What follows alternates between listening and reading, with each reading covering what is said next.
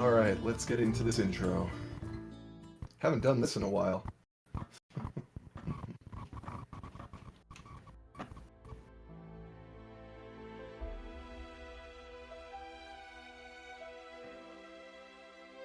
Beyond our sky, past the countless stars and stones, far outside the ever-expanding border of our universe, there is a wall of dark, rippling fog.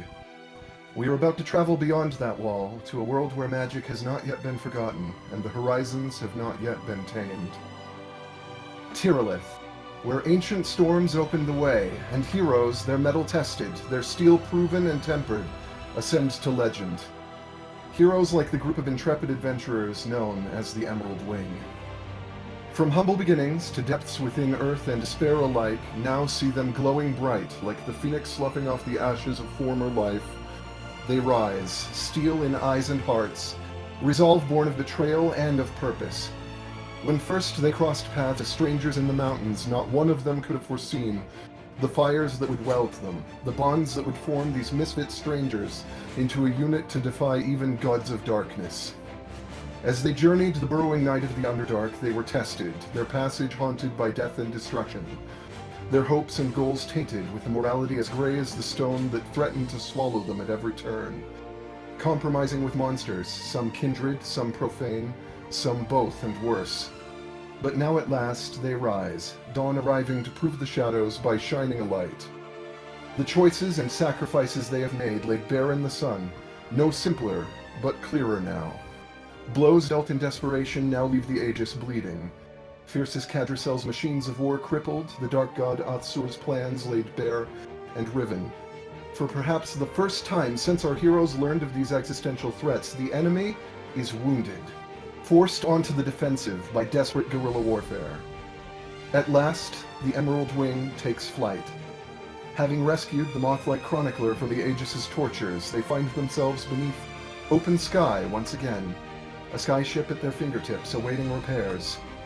Though the war continues, for the first time in a long time, victory, justice, redemption seem like achievements within reach. The sky island of Kodantha looms just beyond the clouds, host to the first of a series of storm locks that promise passage through the far wall. All that remains is to name and repair their vessel and to begin a new journey, laden with an excitement and hope so long lost as to feel new again. But first, it is time to rest. And that is where we will begin tonight's adventure.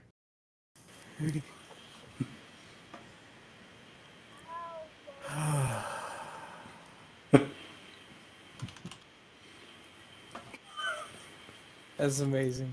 That's great. Oh, everybody okay? I like as soon as the title ended, I like sank right into character to the point that like my shoulders are shaking and like.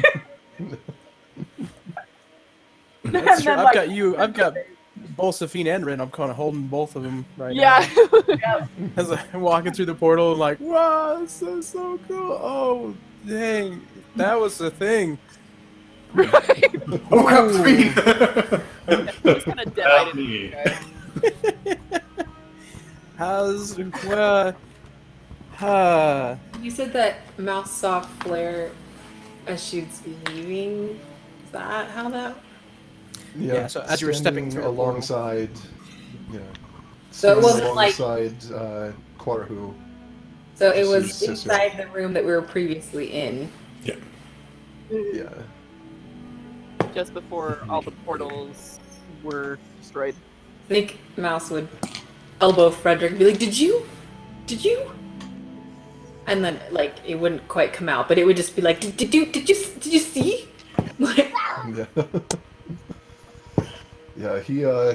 He's pretty shell-shocked, and you're not quite sure whether he saw anything. He doesn't seem to be quite up to speaking yet, as you just have literally stumbled through this teleportation circle into what appears to be a sort of partially covered cavern with the scent of salt in the air.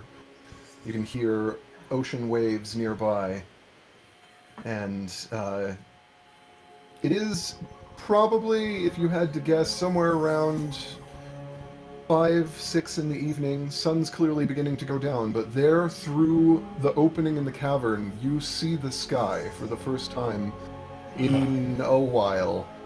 And it is, it's starting to turn orange, reddish with the setting sun. But at this moment, for all of you, it is just about the most beautiful thing you have ever seen in your lives. There is. Yeah. I think that my eyes are definitely drawn toward the sun and just like tipping over towards the sun. Sun!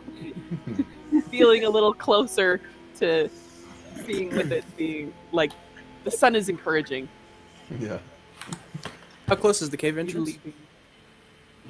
It's not very large. This is sort of not even a proper cave. It's sort of a canopy of stone that is mostly covering up the ship and making sure that the ship really probably couldn't be seen except from very specific angles.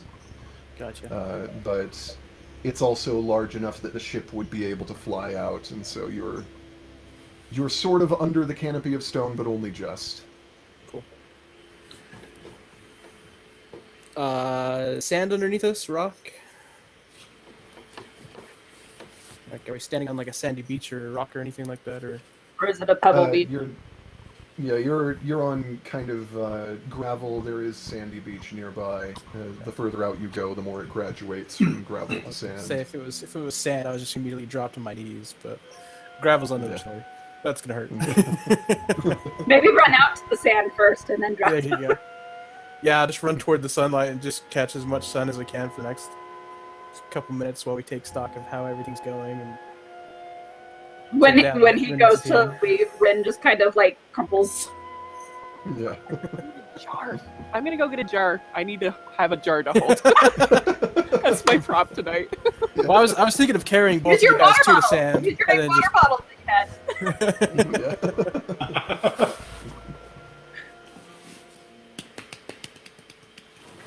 So let's see.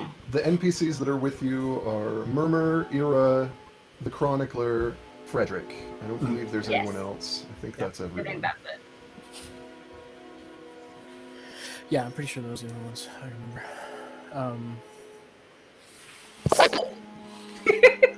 That's a big jar. It's helping my brain. I got a big brain. They're not small. Well, yeah.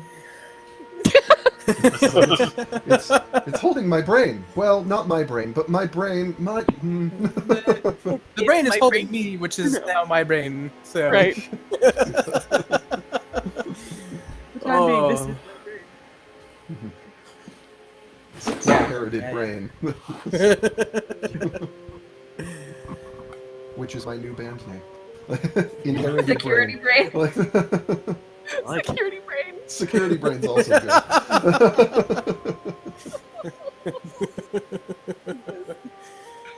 Oh man. Yeah, so I'm gonna run out Security to. brain kit. Like a security blanket, but it's a brain. Not so soft. Not so soft. That's right. Yeah. What was the pun you made? I missed it. It wasn't a pun, I just said inherited brain. And Oh, so- inherited brain. Just don't lose your mind. Oh, Oh, it's gonna go on for a long time. Get used to that. Buy it half a It's mind. life now. Full mind. Thank you, mouse. Oh, I love it.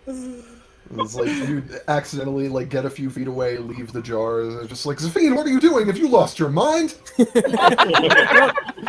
in the jar over there. I'm good. I can sense it. It's close. I know where the closest draft is. She knows where her brain's at. It's all good. jar for your thoughts. Jar for your thoughts. Oh, terrible. So I have blind sight, and now I also have brain sight. My brain. I always know where it is. We haven't discussed the rental fee yet for the jar. Ooh, coming for a profit. Oh, oh. I've been saving this jar for a long time. It's very precious to me. Got space in my bag of holding. Discuss I the was happy- terms with your jar lord. Yes. Oh yeah. Yeah, no, I'm gonna be carrying this fiend and Rin out to the sand and then put them both down in the sand. Oh, good. So We have I a figured nice that place was to crumble. a little bit softer, yeah. It was one of those where we all kind of need that spot to just crash for a second. Oh, you have identify. And just kind of like Tamati's just standing there with his or kneeling there with his arms just wide open, just catching all the sun he can. Praise the sun. Who's the sun god? He's our guy now. He's our guy. Tell you who it's not. Yeah, being a mountain born, going to the Underdark for that long was not fun. Dude, yeah, I'm like part of the sky.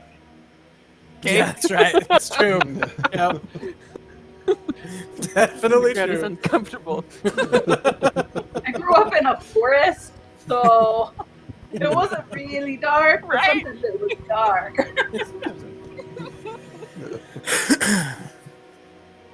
Oh man, that's yeah. Oh, okay. Yeah, after a couple minutes, I'm just gonna look at everybody and say, "All right, how's everybody doing?" I mean, that was a heck of a thing. Thing. Rin is like catatonic. I'm not responding to anything. I'm just staring out at the sunset and the waves. Yeah. Just gonna like shield your eyes so you don't blind yourself. You still okay? I'm not even responding to like hello, just like Murmur isn't sure what's going on, but he's going to go sit with Rin just because he recognizes something's up at the very least. And Yeah. so.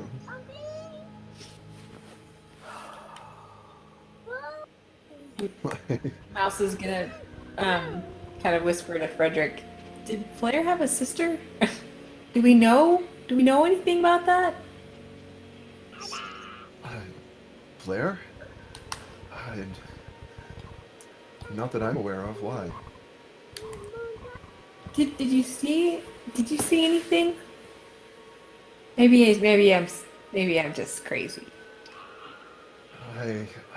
I'm afraid it was a bit of a blur at the end there. I didn't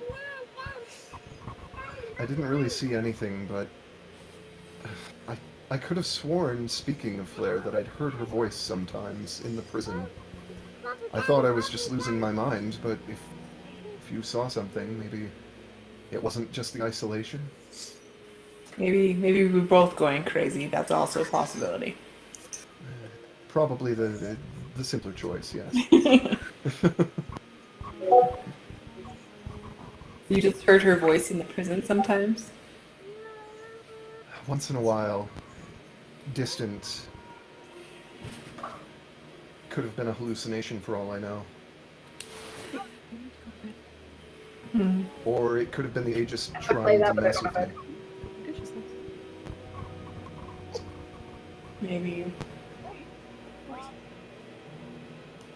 Maybe we'll just have to be on the lookout.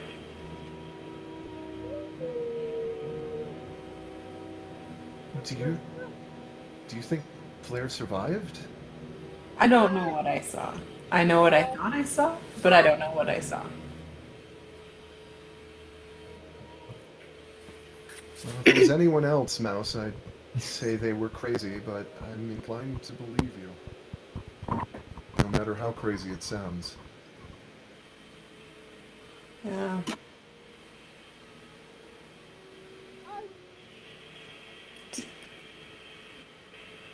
Wonder. I don't think I have anything that belonged to her, but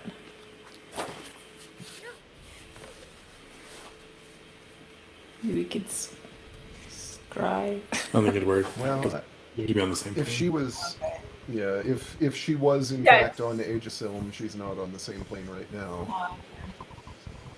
You could also ask Jisu.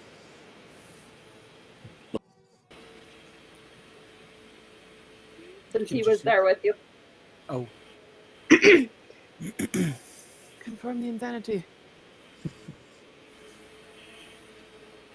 It's While just, all of this conversation is going on, Ira just kind of walks quietly over to the water, stands in the edge of the water for a moment, and then just falls face first into it. that's true. I just realized Ira came out of a dream sequence into reality, into this reality. Yeah. Oh my goodness, that would be a heck of a thing. She does surface after a few long moments, but she's looking kind of overwhelmed. Happy birthday! Oof. Yeah. It's Mood. ooh. It's for a bit though, right? Yeah, well, it's like halfway through the Underdark, basically. Yeah. Yeah. But So still, not quite birthday, but that's yes. true. Okay. Yeah, but still, it's But yeah. man. Happy surfacing day. Welcome to You're the best part of alive. the world. Lots of things are still wrong up here. But yeah, But- well, you know. It was a lot better than it was down there. Most of the time.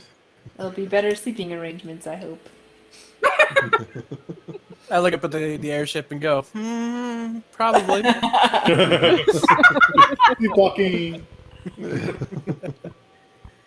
I'm gonna pull out Bjor's golden ukulele and just start playing. Just kind of calm the tone a little bit more.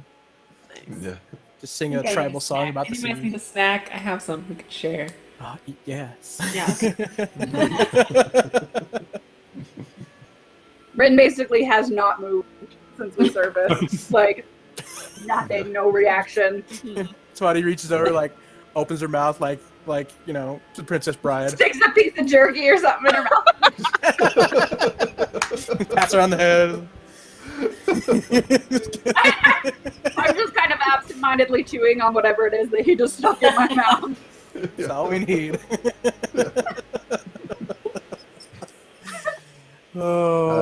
It might take you a few minutes to notice, but as you came through the portal, your second bag of holding went up in flames and just kind of disintegrated. You're back to only the one, and all of its contents are gone.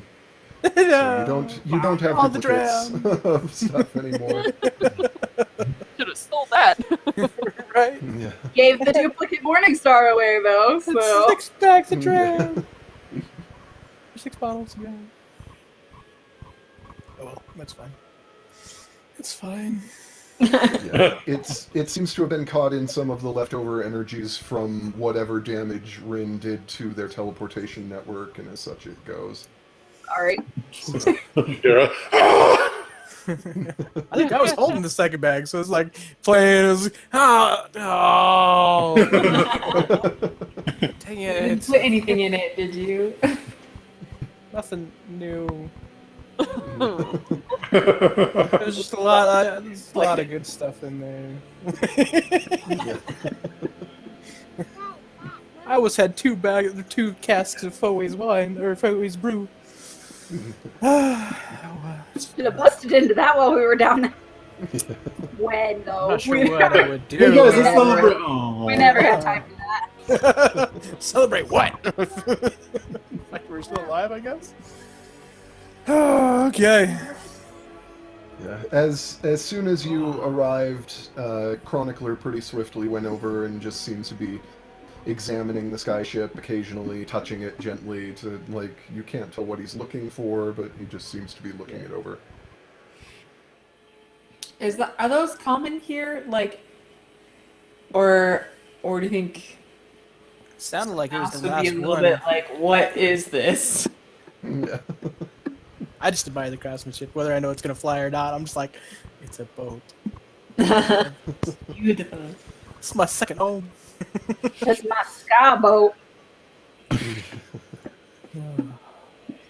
Yeah, Yeah, you can see that rather than the sail, like a central mast like most ships have, this has kind of folded in at the sides these almost bat-like framework wings of wood and some kind of canvas stretched between them that in a few different areas that look like they can fold out into wings. And at the back there is some kind of what appears to be just a cylinder. You can't quite, like a metallic cylinder that looks like it has some kind of striations on the inside.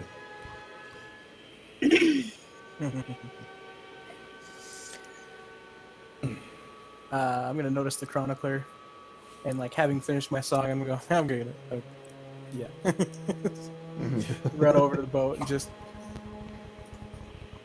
So you said it sounded like you said this was the last airship. He nods, and the more he speaks, the more his voice, which was previously unremarkable, just sort of this willowy kind of thin voice, it begins to soften into a whisper, and that continues, and as it does so, he keeps kind of touching his throat and coughs a couple of times. And he says, just begins, says, yes, the last of the sky ships. Sorry. My apologies. You're fine. The voice that you've heard me speaking up to now was not my natural one. It was amplified by the Aegis. My people speak only in whispers. The Aegis tortured me by forcing me to speak with a louder voice, which strained my body. It was extremely painful. And it's just beginning to quiet back to a whisper now as he is. Like, for the sake of audibility, I'm not going to whisper because I don't know how much my mic will pick up, but Right. he is. I was afraid he was like dying because That's what I was thinking. Yeah. Ancient Yeah, monster. version. Wait, where He directions? is, yeah, he is old for his race, but he's not run out yet. He's-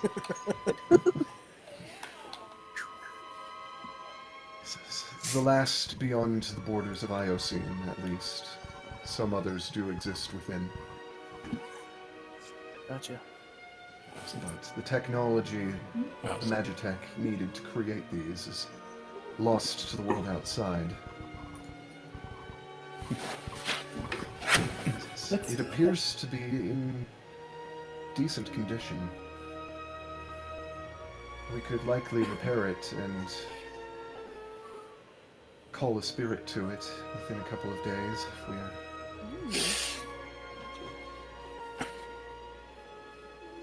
I'm ready. Yeah, you guys get to be voice for the party right now because Rin and I are out. Right now. Resolved. I'm not sure exactly how long you were in the Underdark, but I am going to guess that you are either very, very low or entirely out of rations. Especially with the loss of the second bag. Yeah.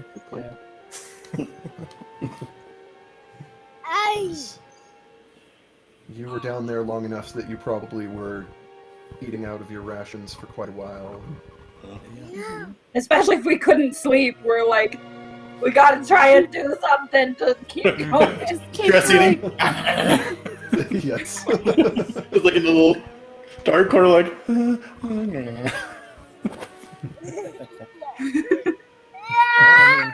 We are on the water. Can always go fishing. Fish, fish, fish, fish. Zafine also wakes up, or Rin also wakes up. Fish! Ah! I didn't know you like fish that much.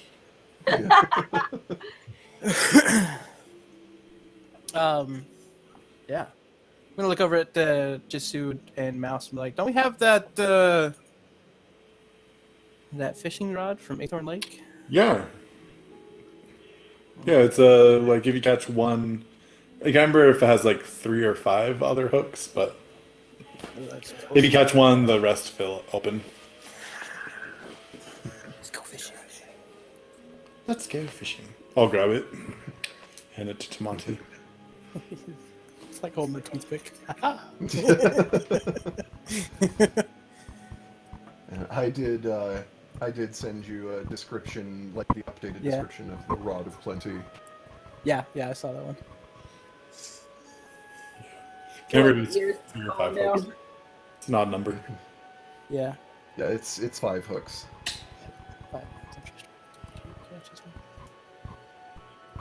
Cool. Let's go do some fishing. So if you want to look for a spot to fish, you can make a survival check to see. If you can I'll go with Monty. Just Yeah, anybody wants to. Rin only moves enough to kind of pull her legs in Yeah. and put her hood up. Yeah. Murmur staying here near Rin, and Ira and the Chronicler are probably sticking around as well. Alright.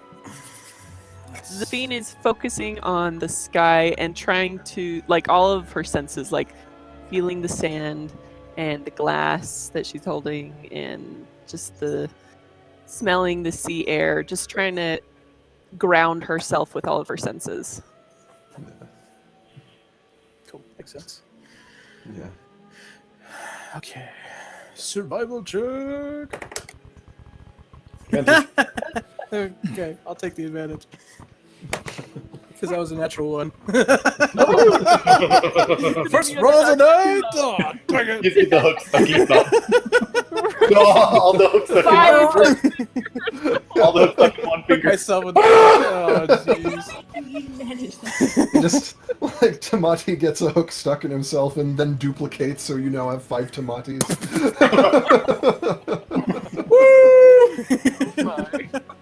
Okay, Which so I would rolled be a 10. hilarious, but he's not a fish. So. So I rolled a I 10 can't- after the advantage, so that gives me a total of 20. Okay. That's still terrible rolls, but that's, That is exactly the DC you need to find both spots. Yeah! There's Get some different dice here. It's not a very large island, and there's not a whole lot of activity. Maybe a few like gulls here and there, but it's a pretty rocky island that doesn't have a lot of growth on it. You pretty quickly find along the island's southern edge that the shore drops off very steeply into very deep water, almost like open ocean immediately offshore. And also, on the northern side, you find that you might not have seen it if you weren't looking carefully, but what looks like open ocean is actually sort of a hidden lagoon that has a coral reef maybe like 5 or 6 feet under the water that is holding in a fairly large space, which would probably be a pretty diverse and active environment. Let's And head that way. you surmise that the fishing might be a little safer there. The things that you are likely to catch are less likely to be able to hurt you as well. You pull me in. They're not going to see you over there. I've been Because- on lots of boats, and we've done lots of deep sea fishing, and there's some big things in those waters. Yeah.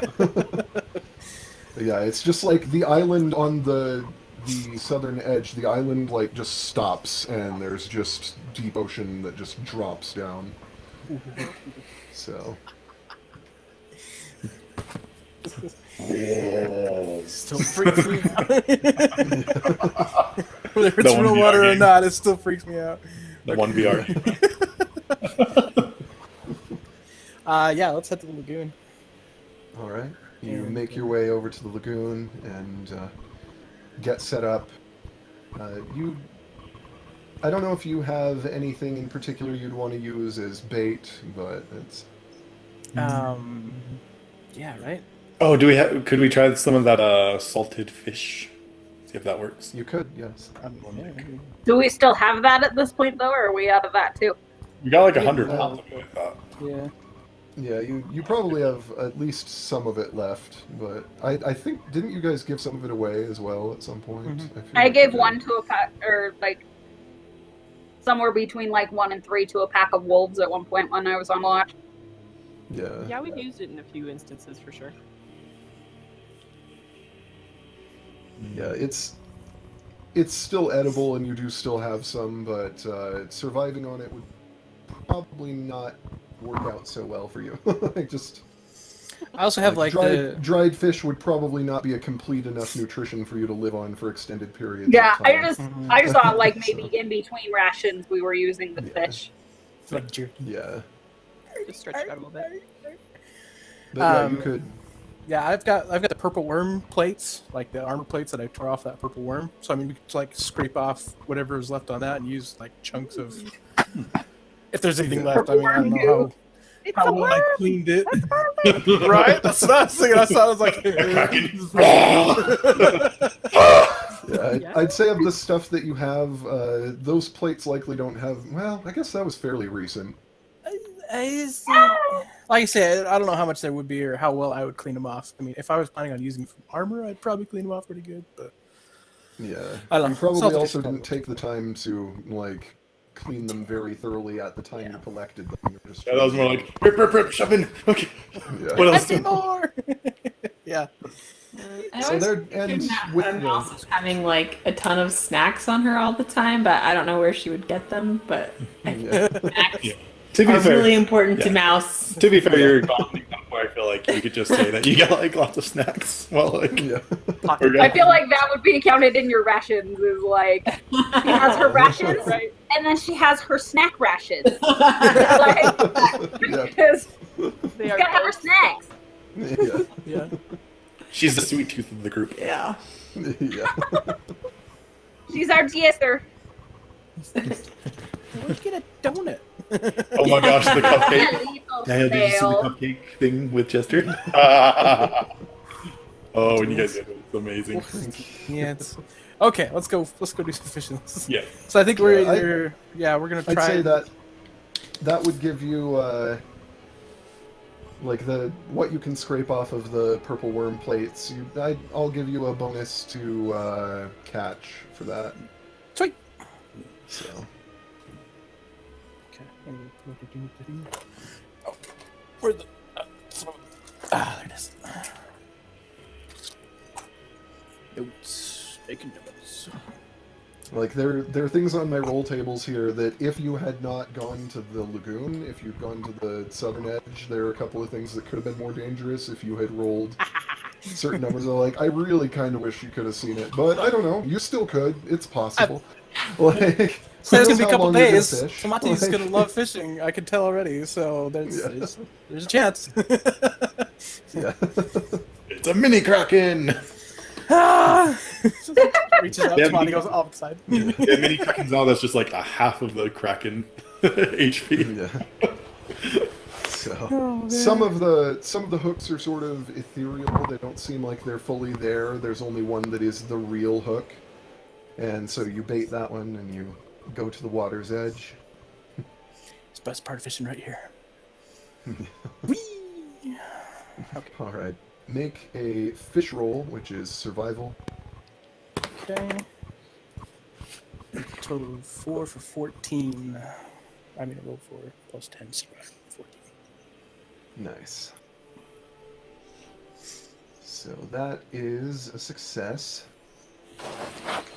So roll a catch roll, which is just a raw d20 with any bonuses that your equipment and stuff gives you. So you get a +1 from your bait, and nothing from the rod. So that's... And, Animal Crossing D&D edition. Yeah. And a +2 from the fishing spot. These rolls are ridiculous. Just rolled a 2.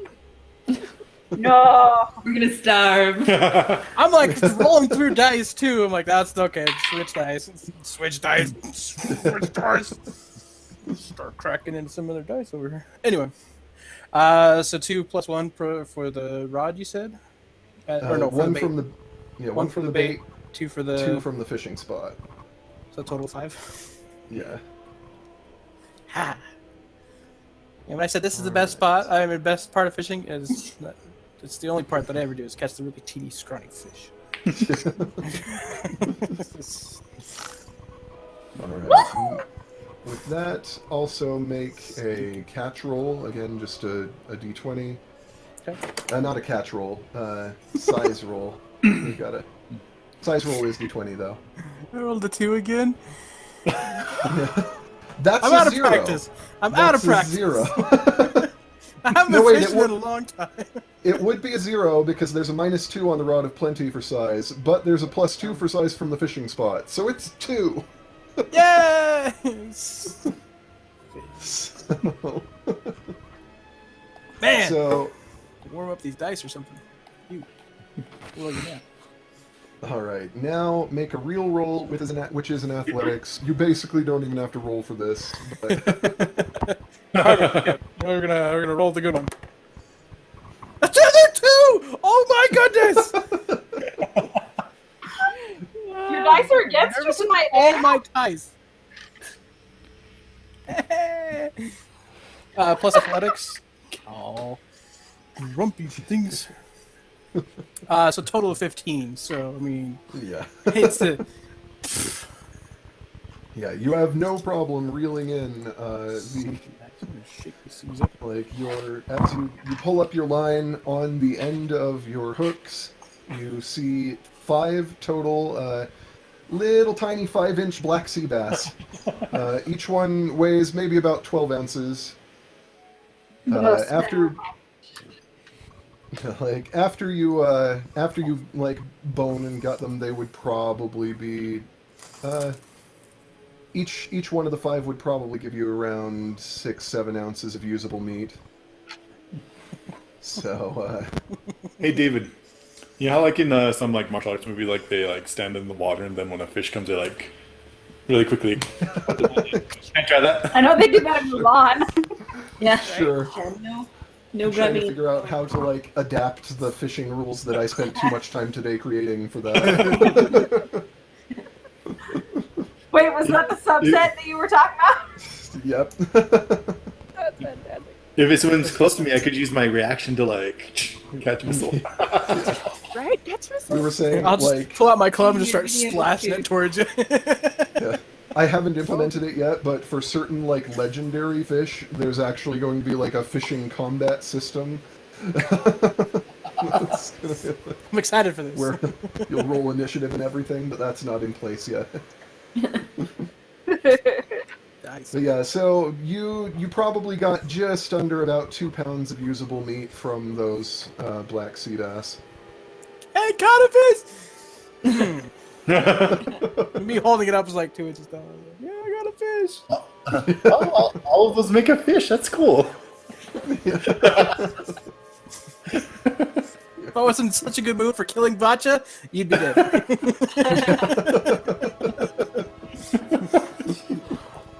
Shut up. Yeah, let's say your Jasu's like survival fish check will just be dexterity based because you're like trying to actually. So like, do you have proficiency in survival? I don't think I do. Okay, this. Yeah, just a +3. Okay, then this will just be like a d20 plus your dex mod. Since we're making it a dexterity-based survival roll. Ooh, 17. Nice. So, 22. nice. Like, I was also, since this is harder than fishing, I was also raising the DC for it, but you still got there. Nice. And, okay, make a catch roll, which is just raw d20 plus 2. 9. Okay. And then make a size roll, raw d20 plus 2 again. 13. Okay. So... Tamati's gonna hate you so much right now. Like, Yep.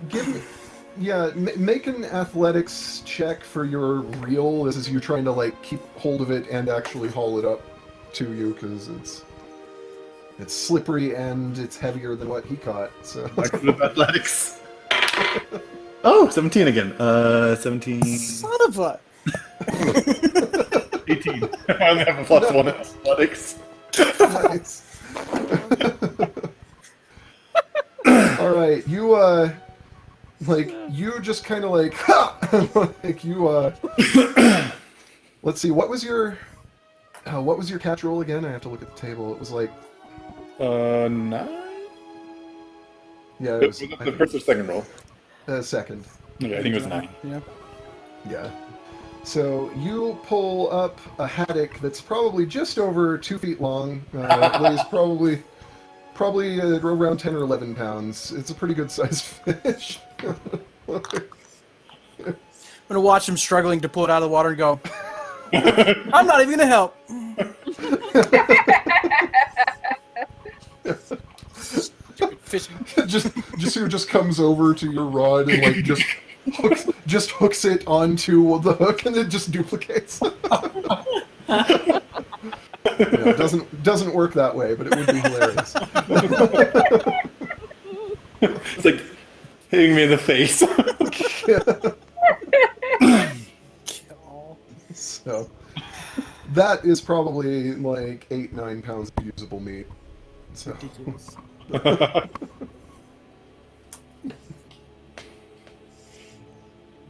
And each fishing check is gonna take you probably 15 to 20 minutes. You can keep fishing if you want to try to catch more. I gotta catch something. I think I'm good for now. just walks off like holding his big fish. Hunting comes in after dark. I caught something. Well, I'm gonna like say kind of like back to 40 of these little teeny 5-ounce fish, just like. I think for fun, I'm gonna practice running on the water. Okay.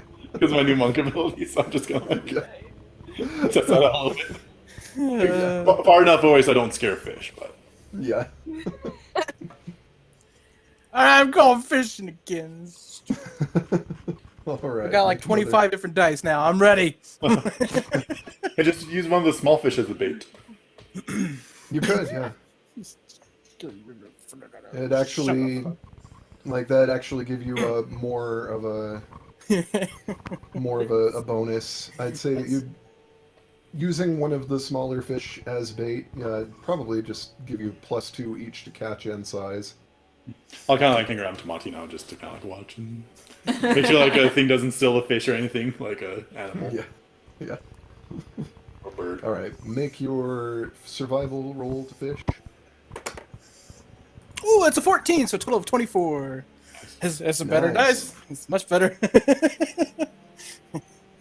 All right, so that actually gives you a double skillful set because you beat the DC not just by 5 but by 10. Oh. So that gives you a total of +4 that you can add to any of your other rolls at your decision, catch, size, or reel, depending on what you want to do with it. Okay. I wonder which one you're going to use it for. And you can use it after you've rolled. It's not about the size. Okay, it really is, though. Now roll your d20 for catch. That is +2 bonus, I believe. +4 bonus total because of your your bait. Okay, so it's rolled 12, so total of 16. Nice. Do you want to apply your bonus to that, or do you want to? I'm gonna save that for the size, I think. So 16. Yeah, 16. All right. And now the size roll. We're all flying. Where'd it go? Oh, there it is. Oh, crap. That's Yep, glad I saved it for this. That's a 6. Plus whatever bonuses I can attach to that. Yeah, let's see. You've got a +2 from the fishing spot, a -2 from the rod. So that's but you have a +4 that you can apply to it if you want from your skillful set. Then, yes, I'm doing it to that, so it makes it a total of 12.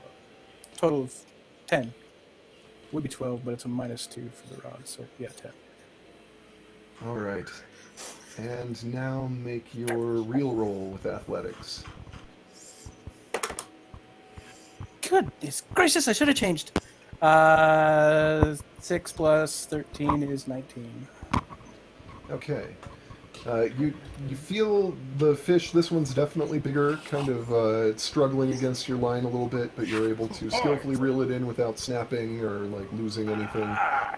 And out of the water, you pull your 5 hooks with 5 bluefish, each one about 16 inches long, each one weighing about 15 pounds. Nice.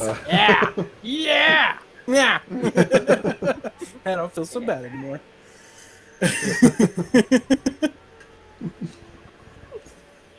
And let's see, from each one of those, I'd say you probably get like 11 pounds of usable meat. So that's 55 pounds of fish just from that. And let's see, it was what, 11 pounds for the one Jasu caught? Yeah, 10 or 11.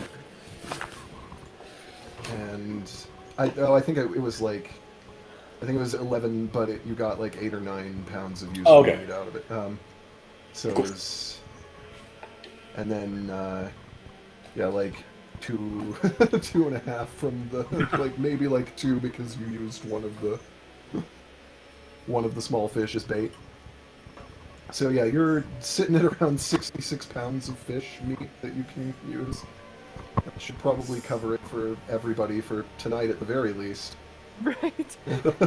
I hide the little fish. Like, just just never throw them happened. back. Just yeah, sardines. yeah, just like They're not pop ready yet, so they need to grow a little more. You gotta plant them first, see? They'll grow. Yeah. Yeah. Strong. And you multiplied them, so you're helping the environment here because go. you only Giving caught back. 1, but you're throwing 4 back. That's the worst. Okay. Anyway, yeah, I think that'll be good because that's about a half hour's worth of fishing, or so. Yeah, Depending on half hour to time 45 frame, minutes, yeah. depending on the. Time frame just Things showing off over there. The sun continues to set, and by the time you decide to stop, it's getting pretty dark now. Yeah, I figure we'll head back and start a fire and get some fish going. And probably start Yeah. doing repairs in the morning. So, question: how did the fixed increases for HP work? Because apparently I didn't save my last upgrade for Rin. Oh, it's. I'm forgetting now. It's like half the Half total of the dice size plus 1. So whatever die size you use for your increase, it's that Half the die plus con. plus 1, and Plus your con, and your con. Yes, but Okay, so like last episode you said you had 98 hitch points. 98. Okay. Hitch points? That's what I thought, and then I was like, I was trying to figure out how I got 9. I made So- cards. Thank you. Ooh. nice. I made one for everybody! Sophie. Yay! And Tomati. And that's not the right one. Those are from Hoffman. Just to lightning and some green fabric for mouth. Yeah, that's it. So now I can laminate them, like draw on them, wipe it off, hit Yeah. points in the back. I was really bored at work. Okay, It's been I'm rough. saving this right now so I don't lose it again. Update them once in a while as level ups happen. Okay. All right. So as you return to camp, you find that although Murmur has been keeping a close eye on Rin to make sure she's okay, that he's already been building a fire and getting stuff established. Rin's still Rin in the is same spot? asleep now on the beach. Oh, Does Rin also have create bonfire? Sleep. Eh. It's just like, this would be so easy for you. We don't have magical fire over here. We're gonna use something cool.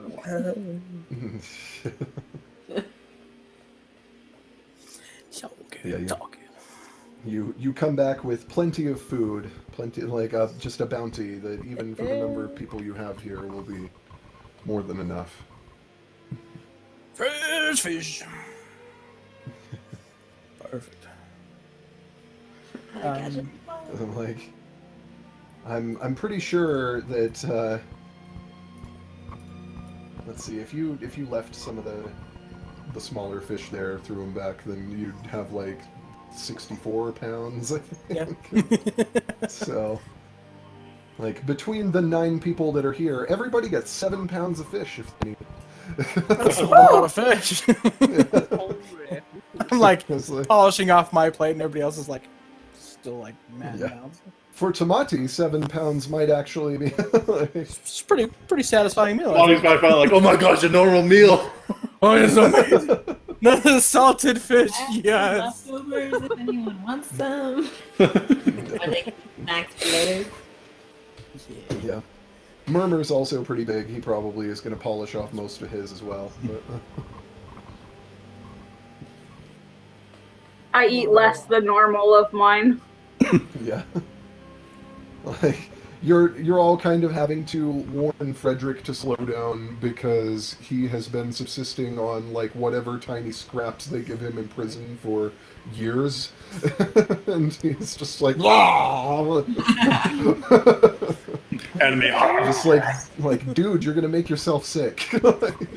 Side by side of Frederick Tamati like food battles. Yes.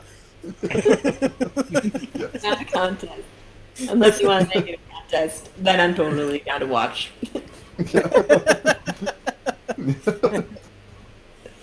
See, mine's Frederick just kind of, Frederick like turns to Tamati, looks him up and down. It's just like, you're on, big man. Let's do this. Contact. And, yeah, you know what? Make a Constitution check. Just Constitution. Ooh. Plus my con check. Wow, Frederick is so lucky he rolled well on this in spite of having disadvantage. Like, because he has disadvantage because like his stomach should have shrunken. He's not great, but That would be a 21. oh, this might be a game. Oh no! Look up his bonus. Yeah, I rolled 17 plus 4 con. Nice. I've got to look up his bonus. It's just straight con, right? Not a save. Yeah, just straight con. I was gonna say otherwise it'd be much higher. He got he rolled a 19 and he has a +3 to con. He beat you. That's he's like halfway through the last fight. Just look over like respect. Respect! As you were saying. As he finishes the huge amount of fish and he like begins to realize all that he has just shoved into his face, he's just like, "That was very good, thank you. I'm going to go to sleep now." I've seen that face before. And he literally just like stands up to walk away from the fire, falls back over, and is already asleep in sand. Like he's just like, I'm gonna roll him on his side just so that way if anything comes out, it's, yeah. it's not coming back in. Good man. I've seen that before. That's not pretty. Oh, it's awesome. Just stretch and then just let out the biggest belch. Just Echoes through the stone canopy. Yeah.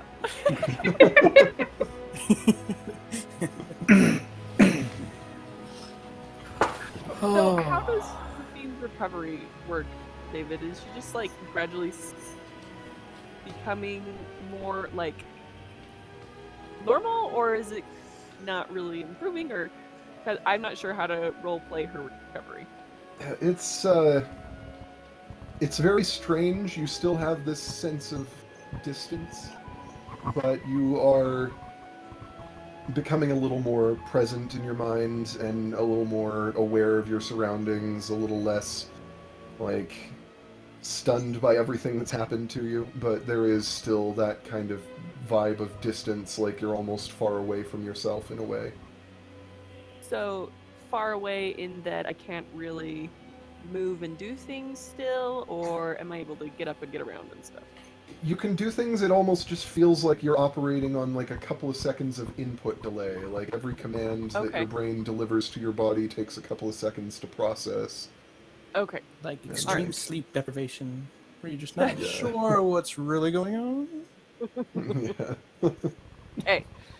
Good. Okay. That's what I needed. Thanks. That's what I thought. There's kind of a sense of like, you know, often your sense of self exists behind your eyes. Like you're just like, I am here, looking out from like, you know, from in my castle here. But right now your sense of self is in a jar under your arm, but you're still looking Right. through eyes from up here, and so your sense of self is like just kind of off center from where you feel like it should be.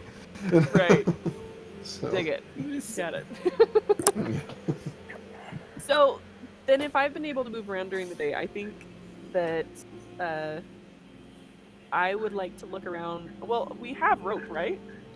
In our kits. I want to Yes. try and fashion something with the materials that we have on the boat, in our supplies, some sort of like a sling, so that I can wear so I can wear the jar kind of crossbody style, so I don't have to be Yeah. clutching it two hands the whole Yeah, time. like a brain Bjorn. Right? I've got a jar of brains. I've got a jar of brains. Right? That's what I was gonna watch. I'm gonna shake the jar. I'm gonna watch you like putting rope around it carefully and like trying to fashion. Then I'm gonna pull out my jar of dirt and be like, "We got a jar of dirt." Mine's better. Watch this, and I pop the top and this wall of dirt and just go poof. Don't want to see your brain jar do that. And they go No, I scoop more don't. dirt into it. Your jar is conscious.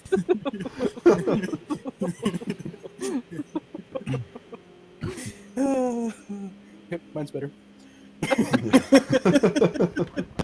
This is a night of contests. I'm winning. I'd say there's probably no need to make a check. You're not under any time crunch or anything to like, so you're just kind of gradually craft this sling out of the rope that is able to securely hold it in place. Cool. And 2 hands free. Will not lose El Jaro. yeah, It has Yeah. kind of a seat belt in there so it doesn't like fall out of the. Right. It is like all the angles. It is like woven in there. yeah, even like part of it strapped on the back around the other side so it doesn't like fly off if I'm falling Yeah. or something. So it's like Nice. double directional secure. yeah. I'll say like maybe one time during the whole process you accidentally jostle the jar just a little too hard and it just sort of like wobbles against the other side and you get this just white flash in your vision and your stomach kind of drops a little bit and it's like, oh, don't do that. Like, try not to jostle the brain. Brain Like, freeze. Right. Suddenly she has a migraine. Right. I'm definitely like, this is a temporary solution. There's Yeah. gotta be something more secure or stable or something to get me out of this brain or something. I don't know, but this is definitely a temporary solution. yeah. In my mind, not realizing what's going on, but me going, yeah, I don't want to go like tap the glass like the fish. like if you did that from behind, it's like like reflexively. Yeah. I'm like gathering supplies. It's not do tabs and Yeah, Oh. there's Whole world of possibilities now. like you tap on the jar, and there's just Zafine, give me a D100 roll. Oh no! oh dear. It's like poking somebody's brain while their arms are like I twitching. do Ooh, that's not good. Don't touch that. Aneurysm. How'd that even work? Don't kill Zafine by accident. Why is it just a gentle tap? It wasn't supposed to do anything. I don't know what I'm doing. 49. 49. Let's see. Eyes are closed. Okay, so for just a moment, like, there's a little wobble in your vision, and in front of you, you see this, like, saintly statue with halo figure of Tamati as, like, a divine figure, like, with, and it's very, very detailed. You only catch a flash of it, but he's got, like, this golden halo behind his head, and he's got a tankard of ale in one arm, in one hand, and he's got, like, his, one of his, like, his big axe in the other, and, like, you know, holding, in the hand that is holding the tankard, he's got the two fingers out, like, in the bless you motion. He's wearing, like, this long robe that looks like it was made from the sack that you'll find that malted barley that is shipped for beer making in. It's like a robe made of those sacks, and then it just kind of fades back out of your vision. I look over and be like, hey! What? No! No! No! Sorry.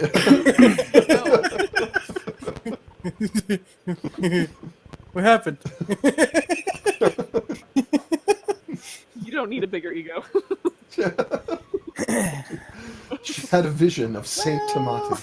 Like, Saint Blessing of Tamati, fully up on you, away. my child. Just don't touch the jar.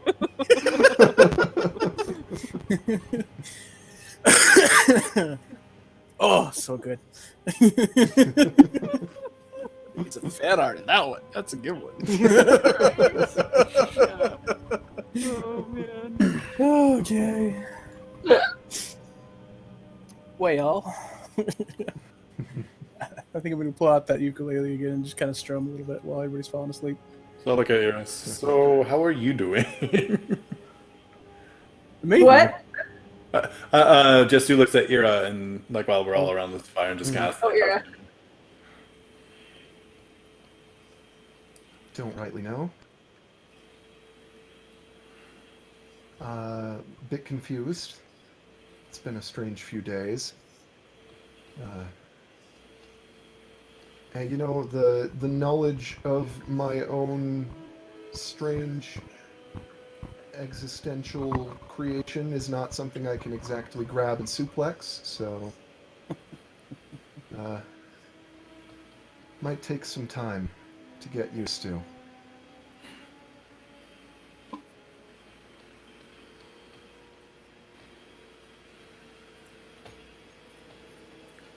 I don't even know what's real and what isn't.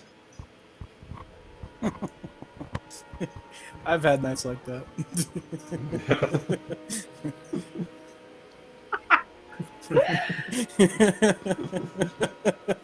Spies showed on. Yep.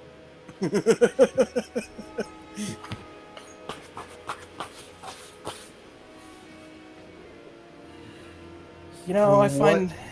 Oh, I was gonna say, I From find. what I know. Oh, go ahead. I was gonna say, what I find in those nights is you find on something, or you find something. I'm not already drunk. I haven't even drunk anything. You find something and you hold on as tight as you can. And if it stays with you, then it's real. At least it stays with you past falling asleep. Yeah. Seems like it's probably good advice for people whose problems are a little simpler than having been dreamed into existence by an eye thing.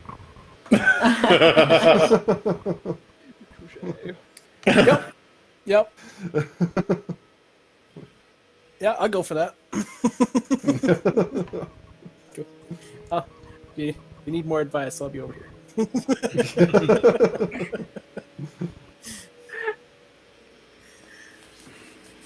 No, I appreciate the thought, Tamati. I don't mean to brush you off. It's just confusing. Yeah. I can imagine. And I don't like things that I can't punch or bend in half or choke, and I haven't found a way to do that with feelings yet. Maybe one of these days.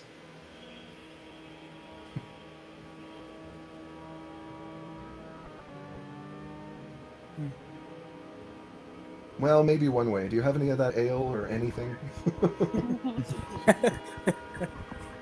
I imagine this would be like the perfect opportunity for Tamati to go, yeah, I've got, bag's gone! But... Get some leftover wine from the Wind Manor. Or We got all kinds of stuff. I've got all kinds of stuff. No move on. One thing. Actually, am I still nearby? I assume I'm still close around the fire. Yeah. I'm gonna reach. I'm still not like really reacting to anything, but when she asks about ale, I'm gonna reach into my bag and pull out just one bottle of black dram and set it on like in the sand. Okay.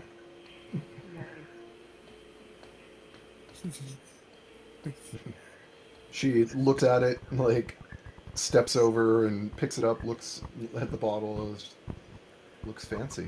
Kind of reaches down over Rin's eyes and just like, no, nobody home still. How full is the bottle? I'm just kidding. It's full. I haven't pulled out any of my black dram yet. I know, when she's like, I nobody's was home. saving it for well, what's it called? Raven's Crest. Oh, yeah. Is that what it was called? Yeah.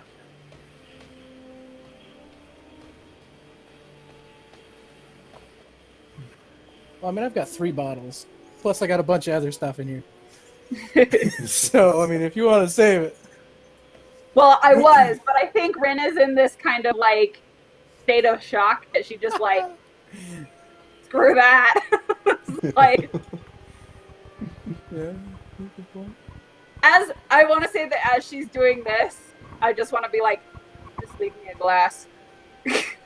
And that's all I'm going to say. Yeah. Okay. Just leave me a glass. Yeah.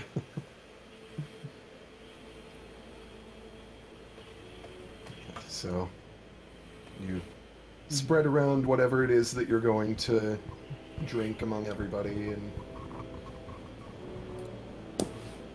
just Kind of tap settle Frederick on in. the shoulder. I'm having his.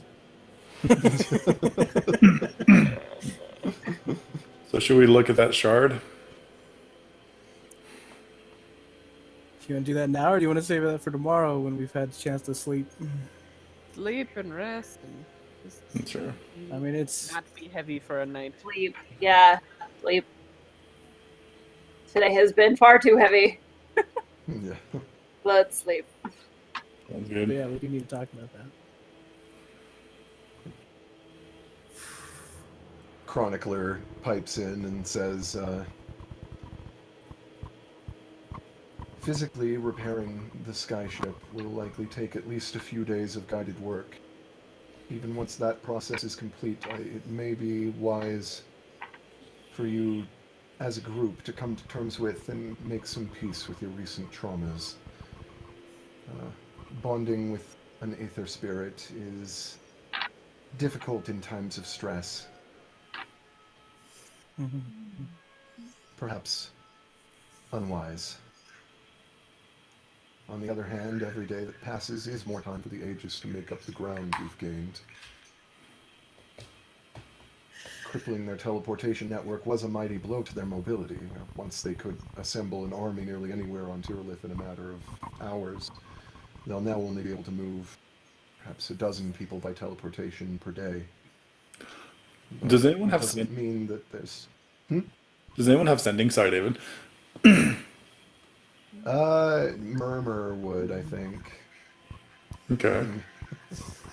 Could we have him send a message to either Seki or Tamati's sister and kind of explain what happened, since they're part of like the Yes, they're part of the resistance shield. force? You're the sword to the The shield. ground part? I forget what Big his arm. Let me see his here. arm.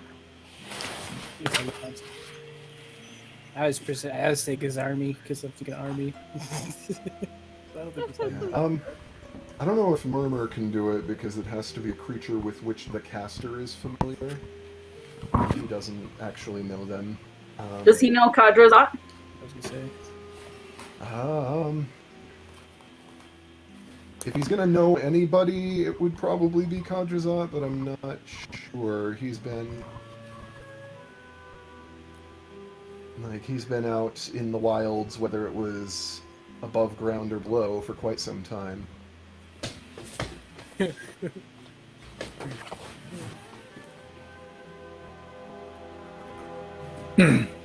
But Chronicler just finishes that. It's like, but Kadrasel is a resourceful man. It's likely he'll find new ways to deal his damage, even with a crippled teleportation network. While time, the matter may not necessarily be urgent, time is always precious. I would leave it up to all of you whether you would wish to risk the dangers of bonding in a time of stress. What sort of dangers? It's complicated. The magitech that is used to create skyships involves calling a spirit from a distant plane called the Aether. It's not the ethereal plane, or rather not an ethereal plane. Each material plane that exists has its own unique ethereal plane. But the Aether is a realm of energy. It's a place where matter becomes spirit. While it is technically possible to cross over into it, it's impossible to return to your original form once you have. Once matter becomes Aether spirit, it can't become material again. Aether spirit in the material plane gradually disperses and ceases to be. It lacks a spiritual tension it would need to maintain coherent shape. But at the heart of any skyship, like that one over there, is a machine known as an Aether Heart. It can both serve as a vessel for Aether spirit and draw on its energies. If the Aether Heart is ever too badly damaged, the Aether Spirit will bleed out and disperse and die. The ship will no longer function even if the mechanisms are repaired, unless another spirit is called. While all of you were out this evening, I examined the Aether Heart. It is in reasonable shape. It will take a few days to repair it physically. But, the spirits that we call to power skyships must be willingly bargained with. One of the most important parts of the process is to give them a name. A name for the spirit and a name for the ship. It's the same. An identity that they bond themselves to. Deeply empathic beings, they mold themselves both to the nature of their name and to the hearts of those who will serve as their crew. And the bonding process can be difficult. It involves frequently strange dreams and hallucinations for the would-be crew, some individual, some shared. It's a result of the ship learning, exploring the nature and the minds of those who would man it. And bonding in times of great stress or upheaval is the best possibility. It's a psychologically challenging process that would call up deep and uncomfortable emotions within the crew.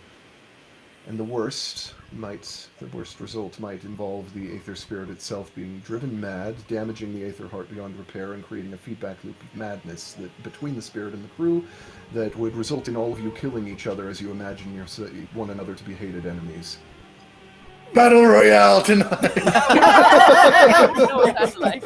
No! Everybody starts PTSDing. Oh no!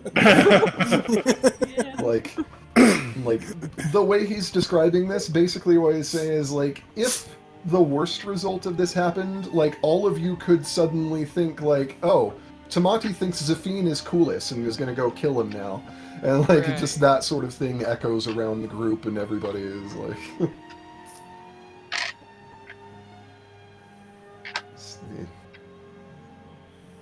The ship will serve you well if you can bond with it, her, most Most crews refer to their ships as she, though aether spirits are without gender, at least until they're given one. The identity that is granted to them by the crew will stick, will determine who and what they will be. And in any case, the ship will have a soul and a consciousness. It will provide you as its crew with benefits. And as long as you're within a certain radius of the ship, you'll have some special abilities, some limited awareness of one another's locations, things of that manner. However,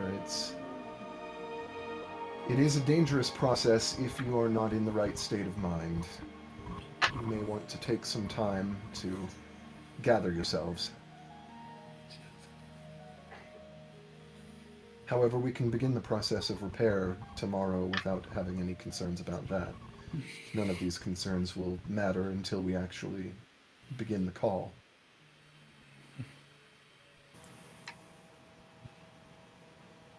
Looks like we get some sleep tonight. Yeah.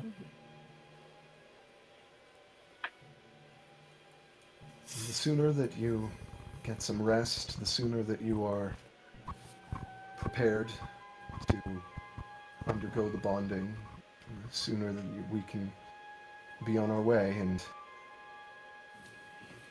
open the storm locks, face the trials on the other side of that process. Calm in the storm.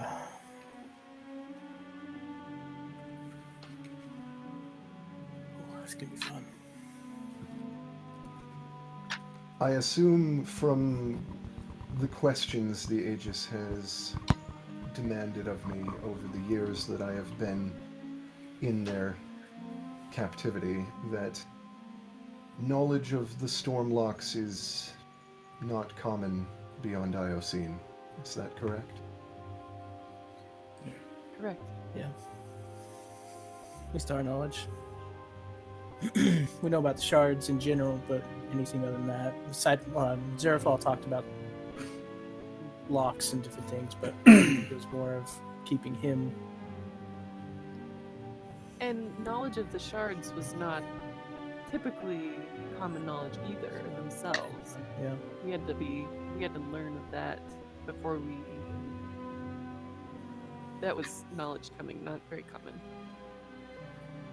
Though the storm itself is well known. The firewall, yeah. The locks are not.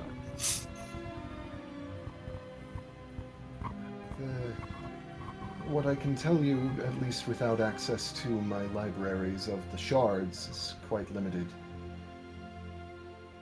But the shards are the pieces of the seed of creation, which was... It goes back to the creation tale, the Proto-Sanct. You may know something of the story, but...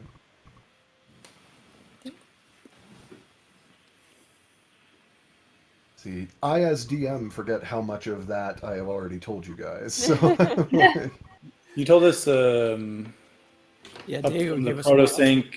I think I actually typed some of it out.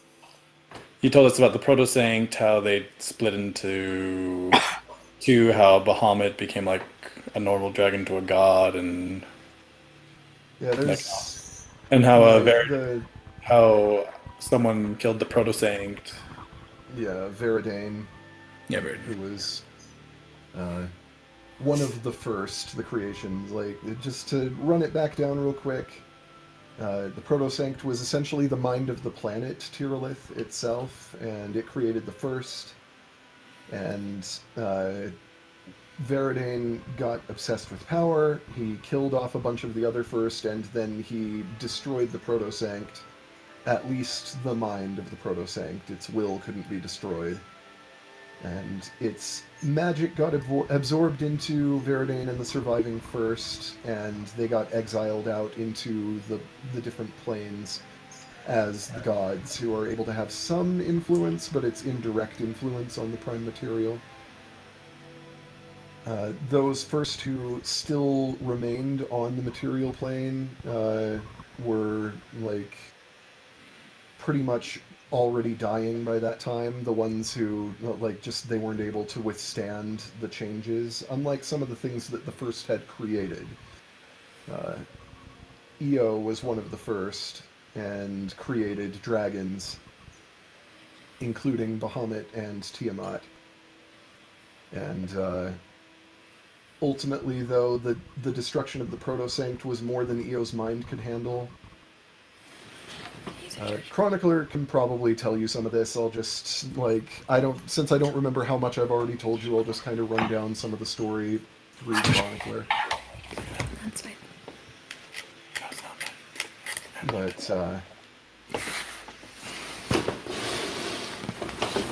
he says, to tell you the story of the Stormlocks requires me to explain some of the history of the catastrophic dragons, and in turn, some of the history as it has been handed down to us, apart from the twisting that some of the teachings of the gods have subjected it to. All of our evidence adds up to certain answers that do not match with those that the religions might have passed down. The beginnings of the tale go back beyond recorded or indeed reportable history. It's impossible to know the length or number of the cycles before our own. Even this cycle's beginnings are drawn in rough strokes around 23,000 years ago or so. History of the cycle before is limited only to magical artifacts, ruins broken and buried deep, perhaps a few records of names and places passed down by the more long-lived races, elven families, metallic dragon dynasties.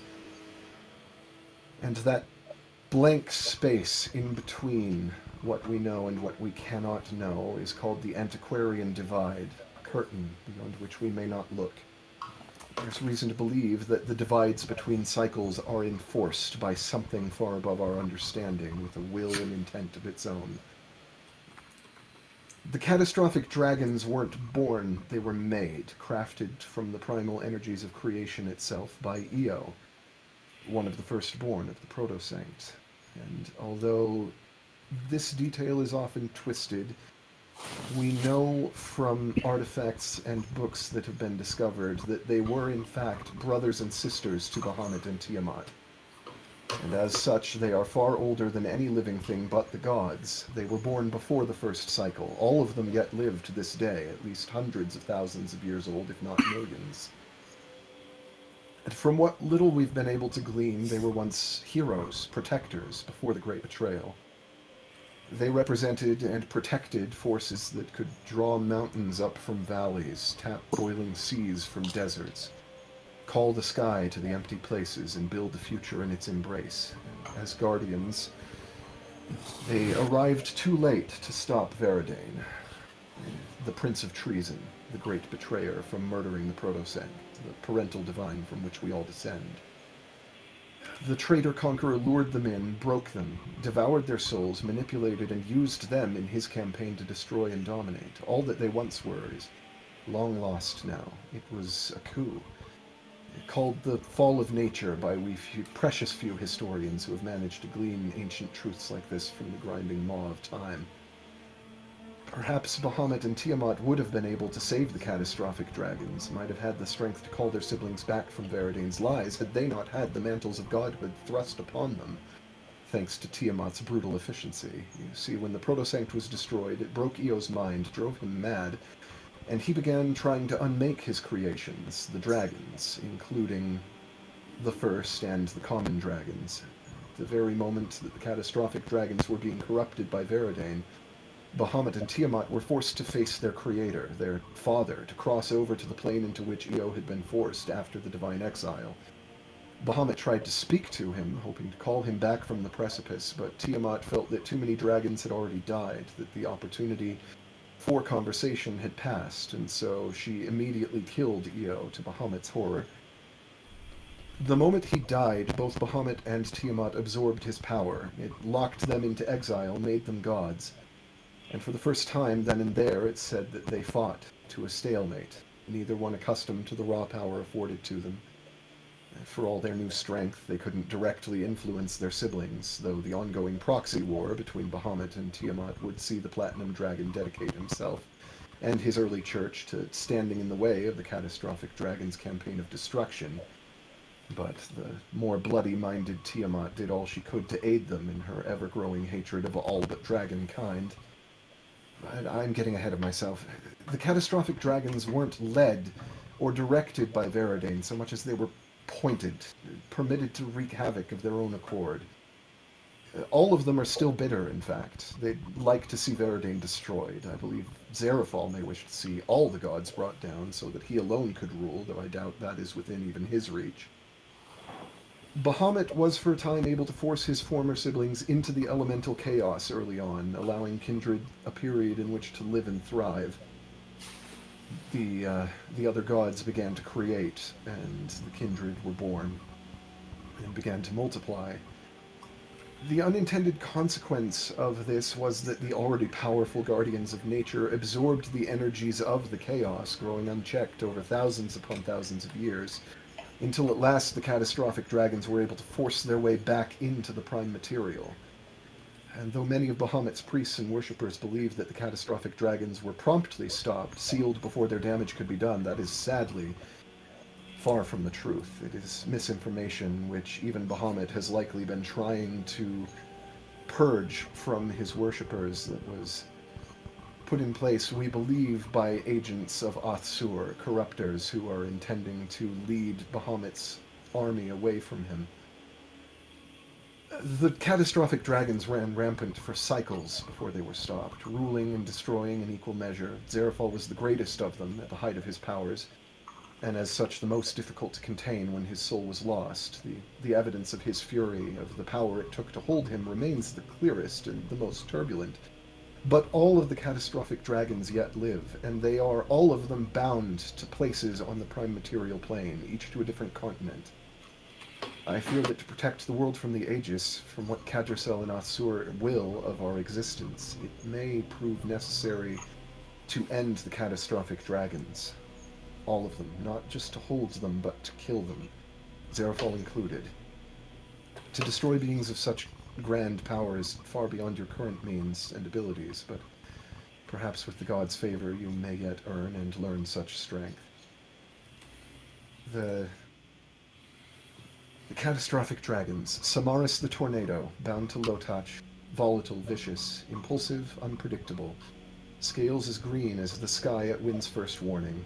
What we don't know is precisely what it was that angered her, or if there even was any true cause, but what we do know is that at the time she ruled Lotach, what is now the Temnio Sea, at the heart of the continent, was once a large kingdom. She called up such fierce winds that the very bedrock of the land was torn. Broken, scattered, thank you. Some pieces landing on homes on the other side of the world, others sinking to the depths, still others hurled into the sky, where they still remain as sky islands. Thousands of square miles of earth simply carried away. She took her winds and her rage to the sea, carved out what is now the Howling Channel on her way. It would be another 300 years before she would become the first bound by Bahamut's champions, tricked. Chrysalder, the Blizzard, bound in and to the frozen wastes of Zethen, a bloody-minded brute, more beast than being, really. White of scale, cold and black of heart. His nature before the fall of, well, nature, is lost to time, and much of the shape of the world as it is now understood is laid at his claws. Long ago, Tyrileth's northernmost magnetic pole was located near what is now the far eastern shore of Karas Draconin. Chrysalder hunted further inland, taking tribute from the earliest kingdoms of kindred, as much a god to them as any true divinity. But they raised up a champion to challenge him, and Chrysalder was insulted at this. He devoured the champion, froze and shattered her entire family, and in his spite swore to break their entire world, and flew towards Zethen by some dark magics, taking the north itself with him. The magnetic pole traveled along with him. The early kingdoms were flooded as the oceans thawed as they neared the new equator, countless lives devastated. He was second among his siblings to be restrained, tens of thousands of years after his flight, I might add.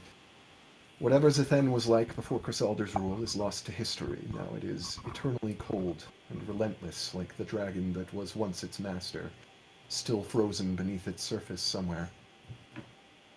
Ignimbra, the volcano, bound to Keras Eladrin in the ocean off the southwestern coast. Scales red and black, like cracking, roiling magma, fury just as searingly hot and inevitable as a volcano's eruption. She ruled in Tirani for a time, but following a betrayal by one of her servants that led into a failed coup, she burnt the entire continent to slag and cinders. The ashes of life blacked out the sky and the entire world for years to follow, leading to worldwide winter. When she landed on Keras Eladrin to begin again, it was all too easy for her to use that to manipulate the people there into bearing her tribute in return for warmth. She infused stones with her power that would hold heat for months at a time and distributed them to any that would agree to serve her, and she would withdraw the energy from any who opposed her, leaving them to freeze to death, and then going and burning their remains afterwards to ensure that the curtain of billowing ash remained. She ruled that way for, from what we can tell, an entire cycle, tens of thousands of years, uncertain of length. As the dissatisfaction with the arrangement grew, it appeared she was preparing to torch the entire world again, essentially, and so Bahamut's warriors raised the alarm, united a great army, drove her back to the sea. Most of them were killed in the process, but they forced her down into the ocean, unleashing a magical steam plume that caused the ash to fall from the sky like black rain, leaving the sky clear for the first time in dozens, hundreds perhaps of generations. And before she could regain her bearings, the last survivors of Bahamut's army sealed her there in the water, the third bound of her siblings.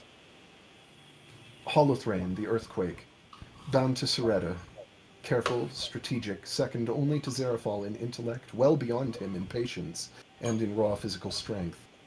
Armored scales as gray and hard as stone. In the aftermath of Chrysalder's rampage, he raised Earth from the seas with a wave of his claw, selling land off to kindred in return for their servitude, and any who dared oppose him were simply erased, buried at the very moments of their deaths in unmarked graves of crushing stone, as if no kingdom had ever existed to defy him at all. On the lost continent of Kamrith, a coalition of kindred nations united in defiance, and in Bahamut's faith would be the greatest thorn in his side. With divine insight and guidance, they were able to predict Holothrain's movements and evacuate their people using guerrilla tactics to create frameworks for bindings that spies would then smuggle into Saretta. The campaign against him lasted for years, the resistance unwilling to use full force in the knowledge that his ground forces were slaves who had no choice but to serve him, kindred who were pressed into service. By the time the final binding was put into place, Holothrain finally recognized what was happening, and his final act before being bound was to unleash all the power he could and sink the entire continent of Kamrith to the bottom of the ocean, murdering millions with his last breath of freedom. The irony of the binding is that such an action should have killed him, and would have, but for the magic of the bindings themselves, locking him into the earth, holding him beneath the mountains now named for him, the crest of Holothrain. Saved his life, even as he committed his most heinous, desperate crime. He was second to last to be bound. Only Zerafal remained an active threat longer. Which brings us to last but brightest and most vicious, Zerafal, the Typhoon, bound to my homeland, Iocene. The eldest brother of Catastrophe, the firstborn of Io, older even than Bahamut and Tiamat, first and once most favored grandchild of the Proto-Sanct itself. Once the most noble of us all, of dragons, of kindred, before Veridane ate his very soul.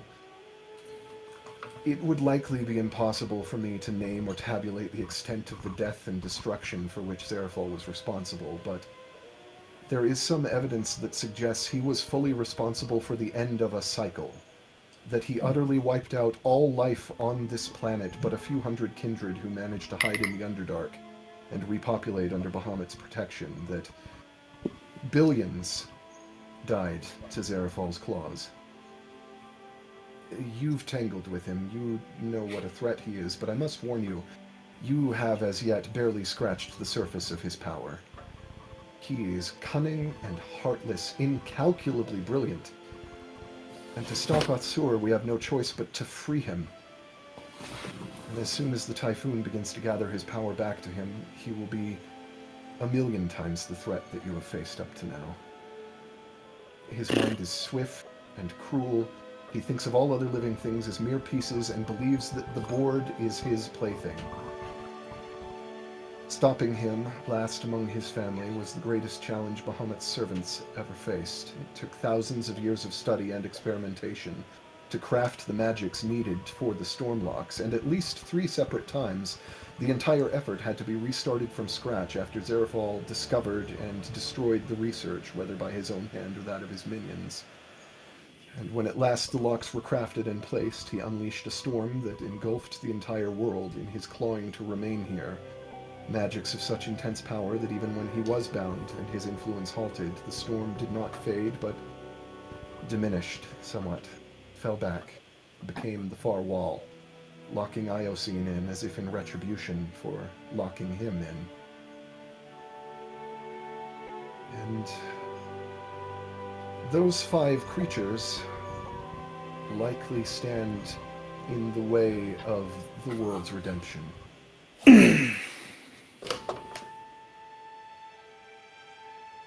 And in order to kill them, they must be released to their full strength. They cannot be destroyed in captivity. Well, Now that's a bedtime story. Holy So long one for the fish. I mean, I just it's want all to point out that I was still writing the last of that right up to when we were like starting the session. So Is also really that bad? I mean, Right. We're like, okay, well, let's weigh our options. I mean, peace and order. well, Atsur's threat is in many ways not that different to what Zerafal would want to do, in that Atsur wants to just wipe the slate, like kill everything and all the other gods, absorb all the power, and start over with him as the one true god. That's what he wants to do. So I mean, he's effective. He's on a solid plan. he knows what he wants. Everybody's dead. then no one can be miserable. Yeah, no one's around to be bothered by the new state of things. The Emperor brought unemployment down to 0 on Alderaan. It's one way to look at it, I guess. Good heavens. What's the his name again? The Chronicler? The Chronicler. Chronicler, yeah. So I can't remember all the details, but basically I'm going to kind of ask him about if he knows what that lightning globe was that we had for a while. That fused you with Zerafal? Yeah. Yeah, he, as you describe it, he nods. It was a piece of the Stormlocks. Technically, for a time, from what the Aegis has explained to me, you were in fact one of the Stormlocks. You absorbed it, and so one of the Stormlocks is already opened, as it was bound to you, and as such, Zerafal was tormenting you in large part because he believed that he could use you as a gap in the armor to free himself. And chances are, if we don't open the Stormlocks, Zerafal will find a way to do so on his own. He is already at partial power. Because Oh, go ahead, Chris. okay, because we found it on like a skeleton, and he mentioned that it was one of the relics of like his master. I can't remember the exact list, but it's in my notes. But like, do you think we could maybe find more information about all this there? Perhaps. I am not certain in whose keeping the globe was, but it would be worth researching.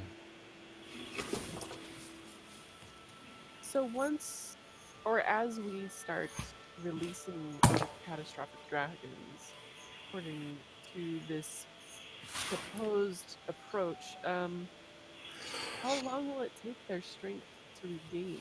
How long will we have to muster whatever opposition we can gather to oppose them and supposedly strike them down? Precious little, I'm afraid. Their best tactic would likely to be to free them one by one, to gather forces quickly, and to stop them before they are able to come back to 100% of their power. But,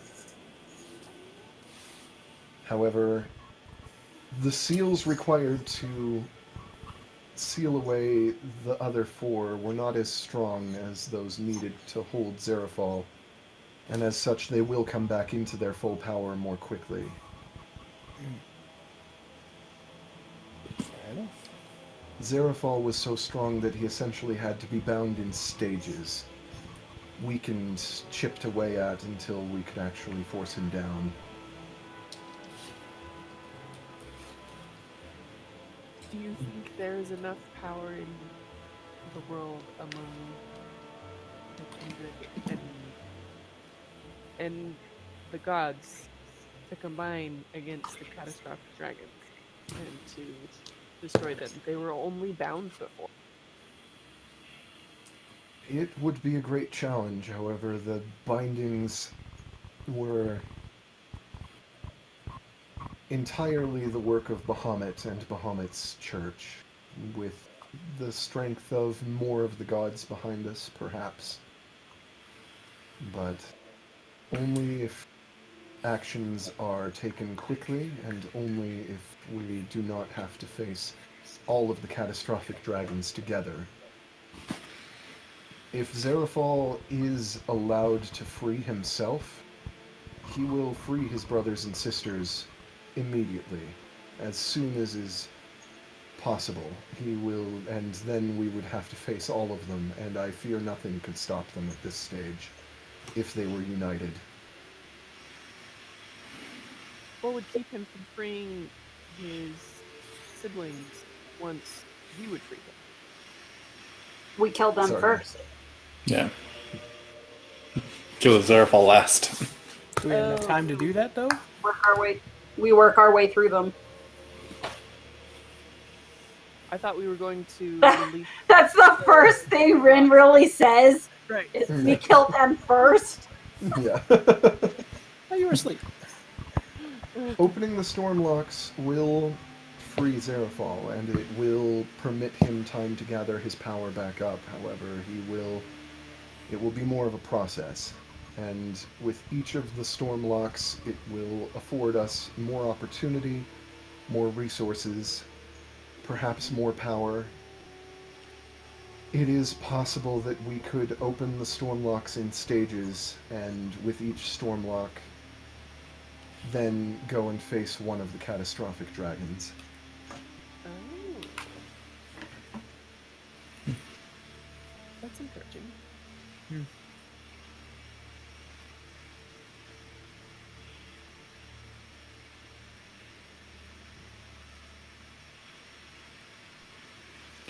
Oh, this is gonna suck. Well, should we call the night first and figure this out tomorrow? Yeah, I think that's gonna be our best Do we need to bet. set up guards for the night just in case? Is there going to be anyone here? Yeah. It's unlikely that this place would be found. Okay.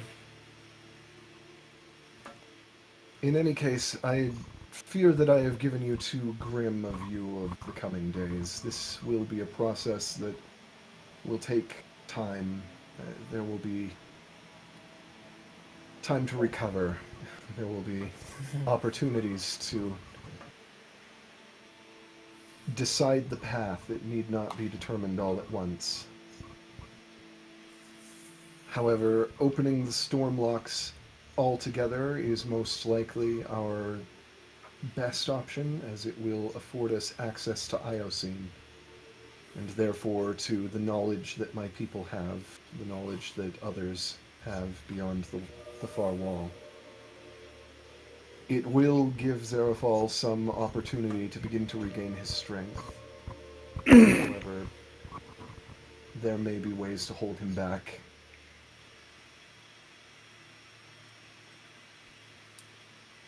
And we'll find them.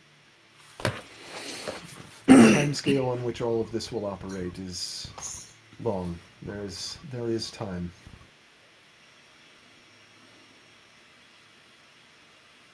The Aegis will be making their own overtures, I'm certain, but this is not the sort of thing that will happen over the course of weeks or even months. It could be at least a year or two before all of this comes to fruition. I think I'll sleep easier with that. Yeah. At least for now. For the night. Yeah. All right. Well, let's sleep on it. We'll work on the ship tomorrow. My experience, there's nothing better than physical activities to clear the mind. Go from there. Alright, you make arrangements for whatever bedrolls you're going to use to sleep, etc.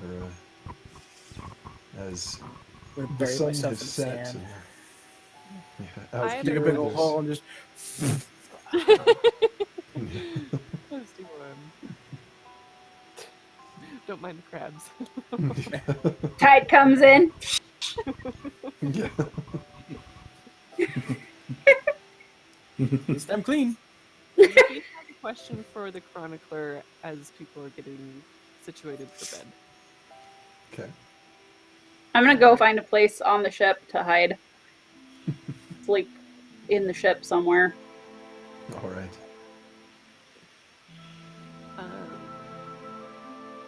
Chronicler, this ship is amazing. Magitech is amazing. Does the knowledge and scope of skill of your people and the peoples of Iocene and beyond the wall, do they extend into the arts of healing? Some do. There are many specialists, many peoples in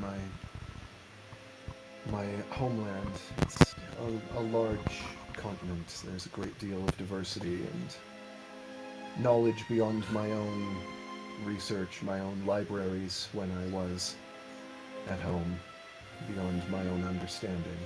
I would imagine that there are those who specialize in such things. Because I find myself in a bit out of sorts. I don't know how much you saw of what happened before we came through the portals and met me. But this is now my consciousness. As I kind of motion towards the jar. This is where I am, and having my consciousness tied to something as fragile as a disembodied brain in a glass jar, a rather precarious place to be. And even very minute effects on the jar have had strong effects on me. And I don't want to put my friends and the things that we are pursuing at risk because I have this distinct vulnerability. And I am... Do you think it would be possible to find someone that could help with this? Maybe make it affect the habitation of my consciousness, wherever it is. Make it stronger and more durable so it'd be safe. Or something to put things more as they were, instead of being disembodied. It is possible. Such abilities and sciences would be beyond the Lara, my people. But perhaps the Qianxi. Who are the Qianxi? One of the native peoples of Iocene. The races who only walk our lands, that have not ventured beyond due to the far wall holding us in.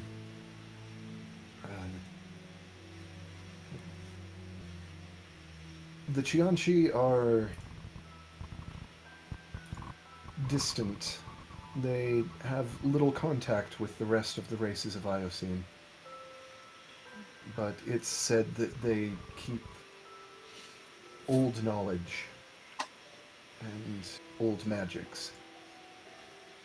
I can't speak to it for certain. I've never actually had significant interactions with the Qianxi other than one or two individuals.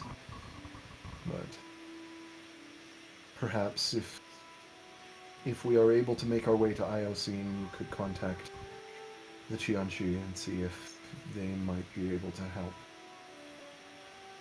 Would that I had more to offer you. That's a good start. Thank you. It gives me direction and something to work towards.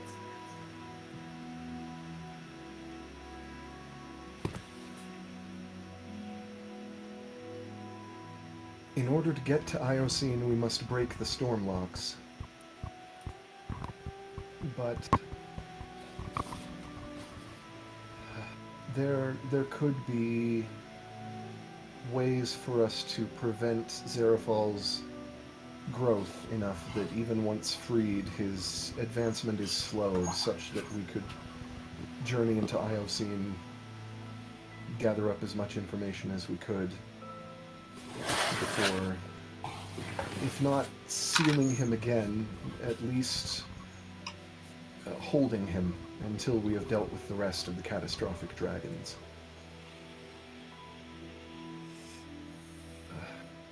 Although I fear that the most likely option will only make the inevitable confrontation with Xerafal himself more stressful, more difficult.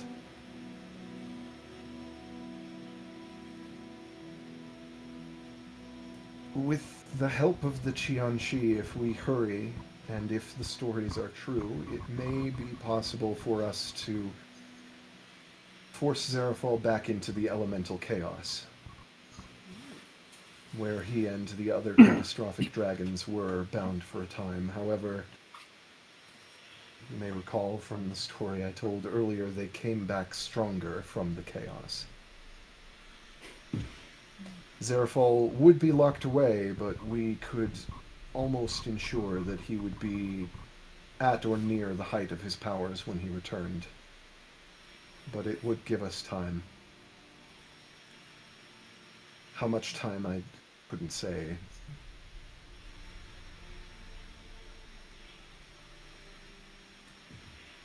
But it would give us a path to answers for you, to dealing with the rest of the catastrophic dragons in the meantime.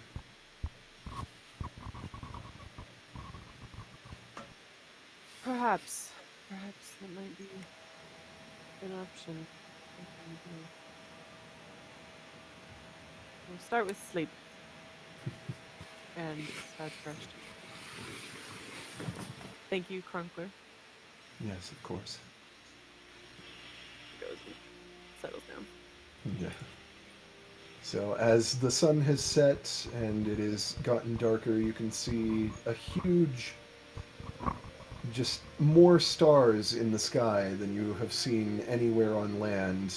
There is nothing but your campfire to give off light for anywhere nearby, and so there is just this galaxy laid out above you. That's why I'm laying on the beach. Yeah. And Can I off- actually? Can I lay at the front of the boat so I can still see the stars? But Sure, yeah. Yeah, just off in the sky, you can see just a faint silver line from the moon reflecting off of the sky island that you have been told is called Kodantha, where the first of the storm locks that remain is held. And there is something foreboding about it, but also exciting. That it is a call to adventure, something that promises that there will be interesting times, but that things may not be quite so so grim and awful as things have been lately. That even if the prospects of what you're likely setting out to do are foreboding, that there is at least more of a light at the end of the tunnel, more of a light reflecting down to you from that distant little sliver of land in the sky. And as you go to sleep, there is a sort of strange comfort in that.